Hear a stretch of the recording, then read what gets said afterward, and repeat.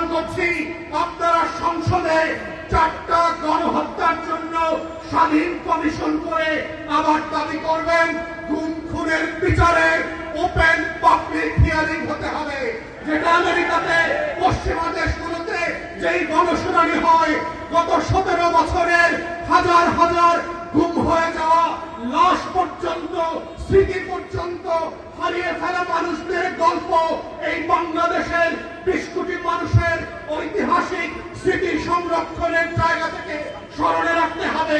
এই কমিশনগুলো পৃথিবী এবং সংসদ থেকে লাইভ করতে হবে। জুলাই জাদুঘর অবিলম্বে ওপেন করে দিতে হবে জাতির কাছে। জুলাই স্মৃতি সংস্কৃতি ফাউন্ডেশন তার কর্মকর্তা কর্মচারীরা গত 4 মাস ধরে বেতন পায় না। মাননীয় বিরোধী দলীয় নেতা, বিরোধী দলীয় চিফ হুইপকে বলছি, বাজেট সেশনে অবশ্যই আপনাদেরকে এইটা সংসদে রেজ করতে হবে। কোটি কোটি লক্ষ লক্ষ কোটি টাকা লুটপাটের বাজেট হয়। আমার 24-এর শহীদদেরকে নিয়ে যে ফাউন্ডেশন কাজ করছে তারা 4 মাস ধরে বেতন পায় না। এটা লজ্জার বিষয়। লজ্জা হওয়া দরকার সরকারি দলে, যাদের রক্ত দিয়ে আপনারা ক্ষমতা এসছেন। আমরা সেই দিন বদলের রাজনীতি করতে চাই। মাথায় রাখবেন, বিমান কিন্তু সকল প্যাসেঞ্জারের জন্যই টিকিট কেটে দেয়।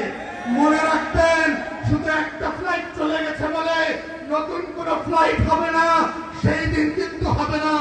আপনারা ভুল করবেন, আপনাদের জন্য আবার বিমান রেডি করা হবে জনগণের টাকা এবং রক্তে।